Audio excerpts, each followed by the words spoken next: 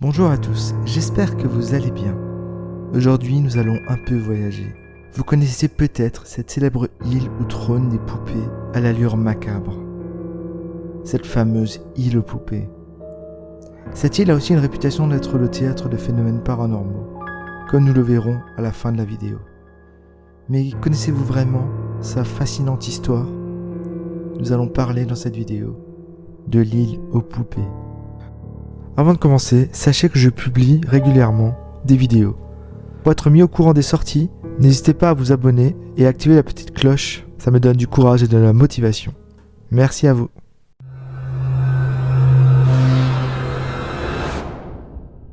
Nous sommes dans les années 50, dont Julian Santana Barrera, vous remarquerez mon super accent espagnol, est un jeune Mexicain qui prit la décision de vivre dans la marginalité et de devenir ermite. Il abandonna sa femme et ses enfants et il partit se réfugier sur une petite île un peu perdue dans les canaux marécageux de la rivière Xochimilco qui se trouve au sud de la ville de Mexico. C'est un véritable jardin sauvage avec une flore luxuriante. Tout se passe pour le mieux sur cette île. L'homme prend vite ses repères et s'acclimate vite à sa nouvelle vie d'ermite. Son île et son refuge. Mais quelque chose vient casser sa paisible vie. Un jour au loin, il voit quelque chose flotter dans la rivière, pas loin de sa cabane.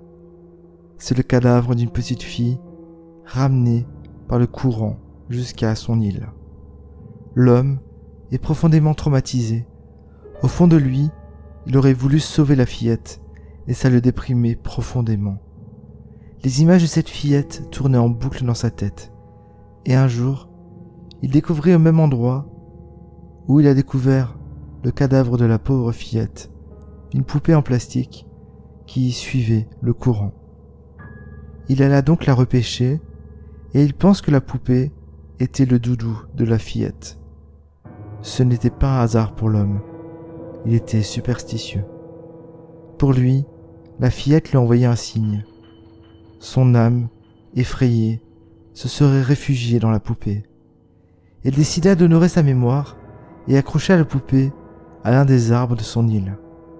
Mais pour lui, ça ne suffisait pas.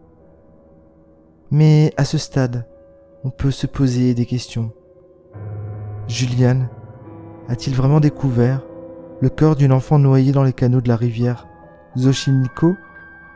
Personne ne le sait vraiment. On n'a aucune trace de l'existence de cette fillette.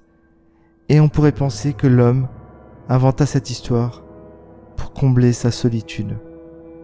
Mais Don Julian y croyait dur comme fer et décida de rassembler plein de poupées autour de lui pour réconforter l'âme de la fillette. Il trouva des poupées dans la rivière qui étaient ramenées par les courants. Mais il pensa aussi que certaines poupées étaient aussi habitées par des esprits et décida d'en chercher ailleurs. Il fouilla dans les décharges et récupéra les vieilles poupées jetées et faisait du troc en ville en donnant des légumes qu'il récoltait contre de vieilles poupées. Il les prenait toutes et n'avait aucune condition quant à la forme, la taille, la couleur ou encore l'état des poupées. Il les prenait vraiment toutes. Il ne les nettoyait pas, mais les accrochait juste partout, aux branches des arbres et sur les murs de sa cabane. L'île devient alors de plus en plus sinistre. Selon ses proches, l'homme a été influencé par une force invisible qui l'a complètement changé. Un programme de nettoyage des canaux de la rivière dans les années 90 fit découvrir l'île au public. L'île des poupées devient célèbre et des gens commencent à la visiter. Julian, qui avait choisi sa vie d'ermite, se retrouve maintenant avec plein de visiteurs curieux de découvrir ces étranges poupées. Il recevait avec politesse les curieux et leur faisait même la visite guidée de l'île. Il leur montrait ses poupées et leur demandait un peu d'argent pour prendre des photos. Don Julian avait un côté touchant, mais l'île était lugubre. Les poupées étaient très endommagées et le temps n'arrangeait rien.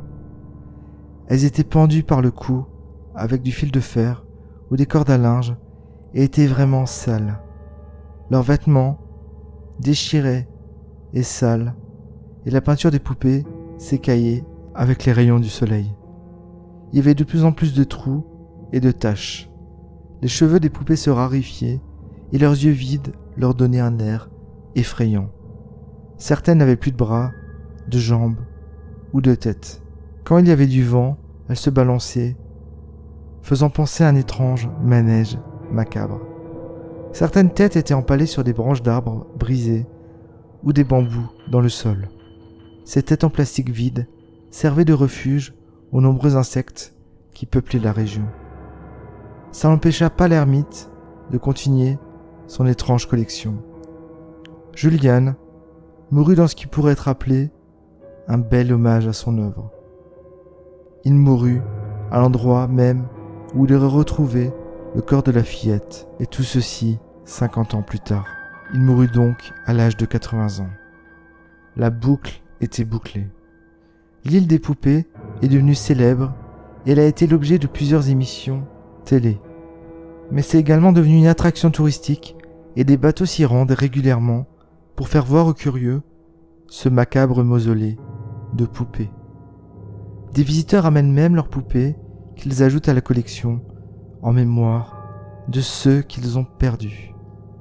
Pour les habitants de la région, l'âme de Julian se trouve toujours sur cette île et il a rejoint les esprits sur lesquels il veillait autrefois. L'île est considérée comme un lieu magique et sa légende grandit de plus en plus. On raconte même que des voyageurs qui se trouvaient sur un bateau témoignent du fait que les poupées, telles des sirènes, les avaient attirés à elles et les avaient obligés à descendre sur l'île. D'autres racontent que les poupées bougent quelquefois. On pourrait y voir leur tête bouger ou leurs bras. Elles ouvriraient de temps en temps leurs yeux et il paraît que si on les écoute attentivement, on peut entendre leur chuchotement ou murmurer à l'oreille leurs secrets. Et vous, iriez-vous sur cette île ? Personnellement, ça me tenterait vraiment pas mal. J'aime beaucoup cette ambiance et ce côté un petit peu macabre. J'espère en tout cas que vous avez aimé cette vidéo. N'hésitez pas à la liker, commenter et à vous abonner si vous aimez mon contenu. Et aussi à partager la vidéo. Et je vous dis à bientôt pour une prochaine vidéo. Allez, ciao ciao.